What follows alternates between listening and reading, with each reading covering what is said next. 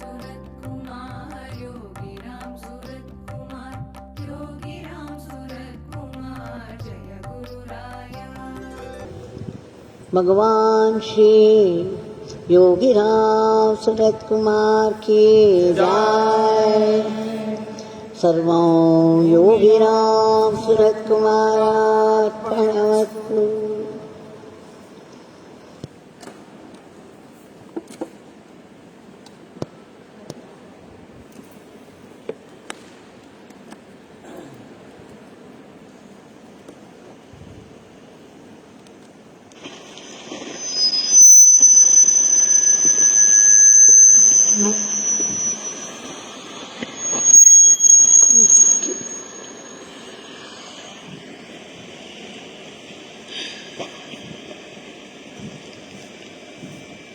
With deep gratitude,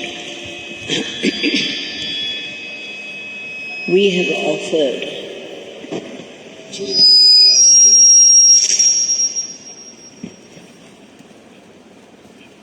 offered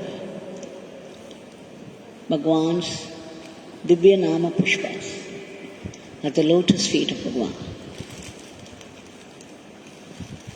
It is so easy to pluck a flower from a tree or a plant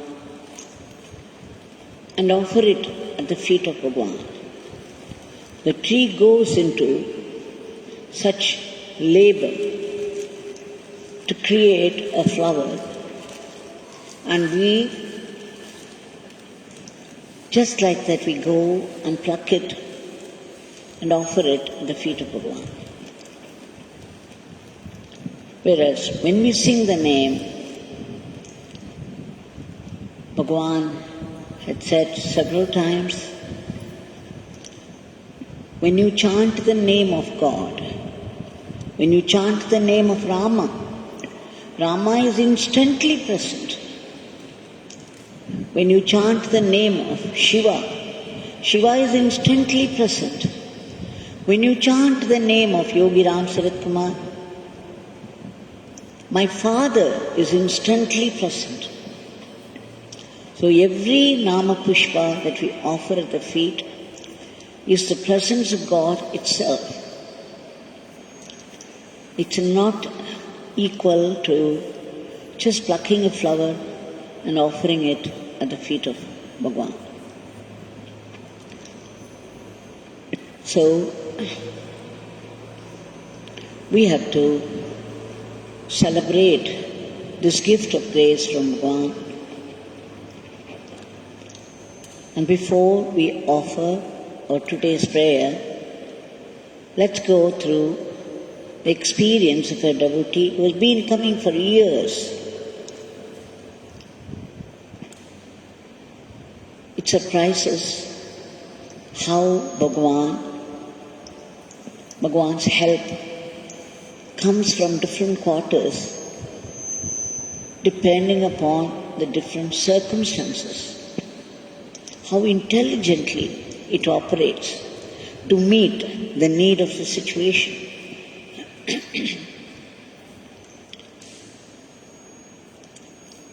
I had seen this characteristic with Bhagwan while I was doing seva to him. Such presence of mind,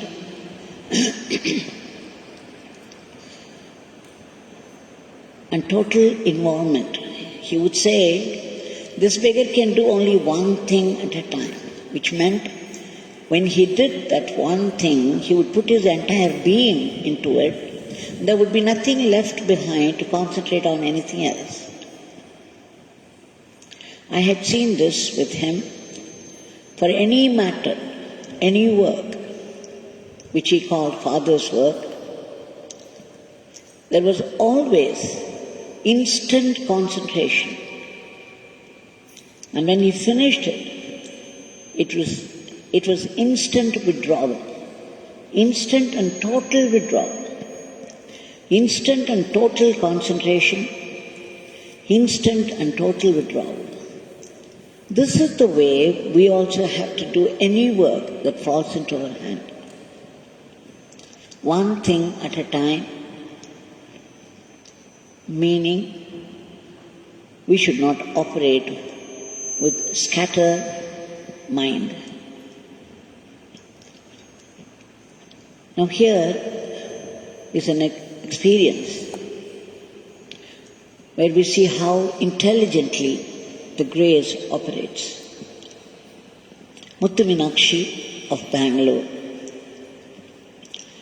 She went to the States on November 15th to spend some time with her son's family. Now before she left for States, she came here to take blessings from Bhagwan. At the time she told me, Amma, I'm afraid of this plane journey. She had done it several times before, but then every time she would get this fear. So she was saying, I'm again afraid of this plane journey. So she went and got Bhagwan's picture from the store and gave it to me, and then I put it at the feet of Bhagwan and prayed, and then I gave it to her, saying that now Bhagwan is with you. There is no cause at all to worry. He would be with you all through your stay, not only your journey but also your stay in the US. She was happy and she left. And then of course the days rolled by, and December 23rd came. Her son is living in the state of Georgia, in a place called Atlanta. It was December 23rd. It's a Christmas holidays everywhere in the States. Now the children, the parents have to give some entertainment to the children. Billavan, Muthu Meenakshi's son, decided they would take the children to Chicago. That is in the state of Illinois. Spend those Christmas holidays there and come back on the 1st of January. So they have 3 children. So Billavan, his wife, the 3 children, and Muthu Meenakshi. All of them started in a car. It was a 7-seater. It took about 12 hours to reach Chicago. This Chicago is the same famous city where Swami Vivekananda in 1893 gave that wonderful speech which invited standing ovation from 7,000 people.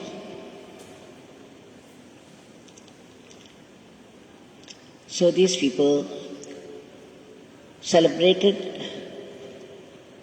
Why did he want to take them to Chicago? Because during this December season, only in that state, there would be snowfall. And it would be very entertaining to watch the snowfall in flakes. So they enjoyed seeing the snowflakes falling. And January 1st at last came. They had planned to leave on January 2nd morning. But then all of a sudden, it struck Villavan and his wife to leave on the night of January 1st itself. Now, Muthu Meenakshi had taken Bhagwan's photograph with her all the way to Chicago also. She was trying to persuade them to start the next day early morning. But then they said, it is a night time, if we drive, the children would go to sleep, they would not feel restless. It would be much easier to travel, so it's better we go. So she could not do anything about it. And then they started around 11:15 in the night from Chicago. In the state of Illinois only, the snowflakes, the snowfall, from Georgia, they have to go through the state of Indiana to Illinois, to Chicago. Now, as they started to travel, Muthu Meenakshi somehow felt terrified. It was the night time and the snowfall was there. The young children, the third child is only 2.25 years. And Villavan has to drive all the way. She was very much afraid, so she just hugged Bhagwan's photograph and prayed to him, Bhagwan, you must come with us. You must drive the car. Villavan is driving, but it must be your hand. Please, please be with us. She prayed, and after that they started to move. From 11:15, they drove 2 hours. It was nearly 1:15 or so. And in the car, Villavan started driving. Villavan was at the steering wheel. And his wife Charu was seated next. The middle seat, they could flatten the whole thing. And they made a bed for Muthu Meenakshi and the 2 children. And the third compartment was the baby seat. So the child went to sleep and they had put the child in the back seat. All was well. They were going. And about 1:30, Villavan kept saying all through the journey, Amma, you don't sit up. You don't look around. You go to sleep. You lie down. He was afraid that Muthu Meenakshi would be afraid. So she just hugged Bhagwan's photo to her heart and kept on chanting and praying that somehow we should drive through these 12 hours and reach our state. Bhagwan, please be with us, please be with us. Now suddenly, about 1:15, she heard Villavan say to his wife, what is this? There's a heavy snowstorm and the visibility is 0. I'm not able to see what is in the front. I have slowed down to 25 kilometers, but still, you see, how can I drive in this? It would be dangerous. I can't see a thing. She was so scared, Muthu Meenakshi, after listening. She intensified her prayer and Nama chanting, saying, Bhagwan, please be with him. You drive the car. Now, Villavan was moving very, very slowly. When Meenakshi tried to get up, she saw just then one car that was going on the road sliding to the side. They did not know what was happening there, what happened to the people there. She was even more frightened now, terrified. So at such moments, the very desperation will make us reach out to God intensely and soulfully. Just see, after her prayer, suddenly out of nowhere, a huge truck came and it started to move in the front. It's a huge truck. And therefore, when it came to the front, when it took over, it overtook the car and came to the front and started to move. Because of it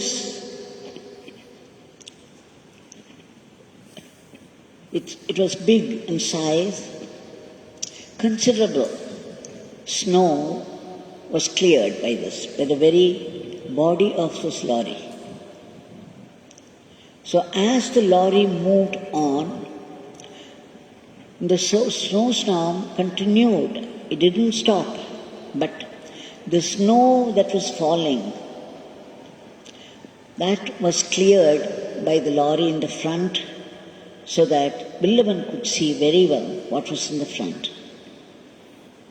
This is what is fascinating. Out of nowhere, a huge truck should come, take over the car, start moving in the front, clearing the way of the snow and guiding. Just imagine, it's at 1:15 in the night, and this happened. Now Billavan could see very well what was in the front, and he started to drive with little more cheer. She heard him say, Muthuvinakshi heard her son say to his wife, just see what grace. See, the lorry that is moving in the front is clearing the pathway for me so that I could see what is in the front. This is Yogi Ramsuratkumar. The truck is Yogi Ramsuratkumar. Nothing happened to the environment. The snowstorm, the blizzard continued, but somehow they managed to drive through, because Meenakshi was praying all the time that Bhagwan should drive the vehicle through the hands of her son. A very practical solution. And once they reached Indiana, crossed Illinois, they came to Indiana, there was no snowstorm. After that, he increased the speed, and about 1 o'clock in the afternoon, they reached home, Atlanta. She says, it's unforgettable experience for me, that even while going on the plane from India to America, I was hugging Bhagwan and was praying because I was afraid of the journey, the plane journey. Right from that moment, I could feel Bhagwan's presence helping, guiding and protecting us. Imagine a night travel through a snowstorm with 3 young children. Only Bhagwan could save, protect people from such situations, and so intelligently at that. Now, Bhagwan gives a solution when we call out him earnestly, in all sincerity and earnestness. When you call out to Yogi Ramsuratkumar, he gives us intelligent solutions to the problems of the day. Now, these miracles are necessary for not only solutions for this life, but the final dissolution. Every such event where we intensify remembering him, where we get a solution to our problem, will in turn intensify our faith, our bhakti towards him, our closeness, our kinship with God. And that is why we are going through Leela after Leela after Leela. Curiously, there was another email from one Lakshmanan. He says he had many problems. When they visited the Parvatavardhini temple, he prayed to the goddess. He cried at her feet and said, "Ma, I submit all my problems at your feet. Please take care. Please look after me." I offer all my problems, all my sufferings at your feet. And then he recited this Shamala Shodasa Stotram, Nama Stotram. He did Archana with Vilva leaves to Parvadavardhini. And then that same night he had a dream. He says in the dream, it was not Parvadavardhini who was seated, it was Yogi Ramsuratkumar of Tiruvannamalai. You see, Lakshmanan was not chanting Yogi Ramsuratkumar's Nama so fervently or anything. And that was the first time Bhagwan had come in his dream. He was seated there. But as soon as Lakshmanan saw Bhagwan seated there, he ran to him, held on to his feet and cried, just as he cried the previous day. He said, Bhagwan, please, I am offering all my problems. I have so many problems, so many sufferings. I am offering them all at your feet. Please, take care of me. Immediately Bhagwan smiled and said, why?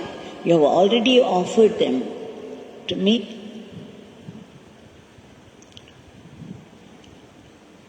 You have offered all your sufferings to me, all your problems to me. You have already done it. This beggar will take care, not to worry. Now Lakshmanan is asking the end of the paragraph, Ma, please let me know what the meaning of this. I was praying to Parvadavardhini. I was offering my problems to her, praying that she should take care of them. And here Yogi Ramsuratkumar presents himself in my dream, and he repeats the same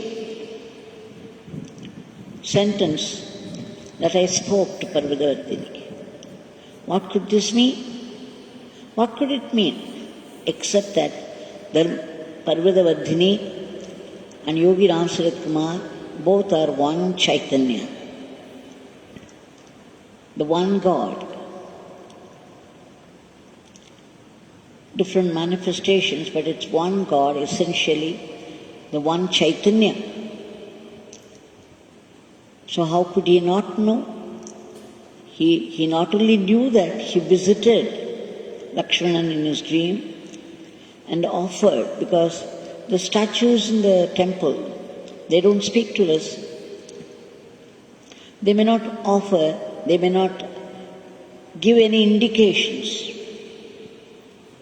But these living gods, they appear, they somehow reach out to us in some way or the other and pass on the message how they take care of us.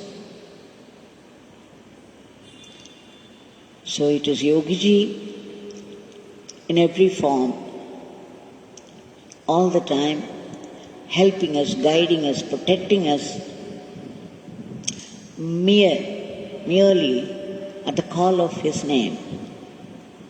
Now this Yogi Ramsuratkumar Bhagwan is here right in front of us. We shall offer our today's prayer. Bhagwan, we beg you, there is nothing that you do not know, there is nothing that you cannot do. And you are everywhere. Thou art Sarvagya, Sarvashaktiman, Sarvavyapi. We seek your immediate divine intervention to free the entire humanity from the clutches of this dreadful virus and bring back normalcy in every aspect of life, everywhere. Bhagwan, right now, more than any other country, India, you said oftentimes it's a playground of the great masters. Now India is suffering so much in the grip of this dreadful virus, this monster. Only you can do something. We beg you, Bhagwan, for your immediate divine intervention. And Bhagwan, kindly remove the panic from the hearts of people. Stop the rapid spread of the disease. Enter this medicine so that it will start working, it will start killing those viruses. And all those people who are outside the hospitals just waiting in great suffering for a room and proper treatment, Bhagwan, please reach out to them and make rooms and treatments available to the needy. And all those unselfish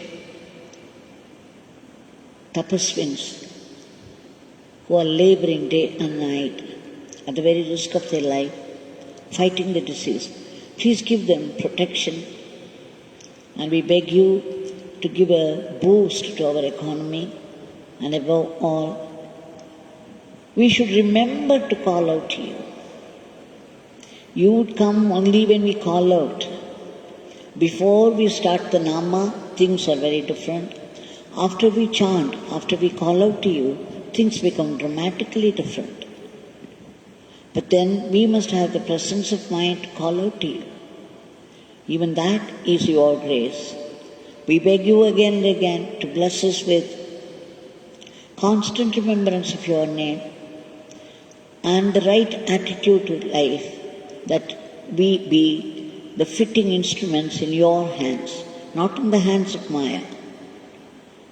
And Bhagwan, give us that purity of mind. Bless us with the vision of seeing only your presence and your blessing in every event of life. Jai Yogi Ramsuratkumar.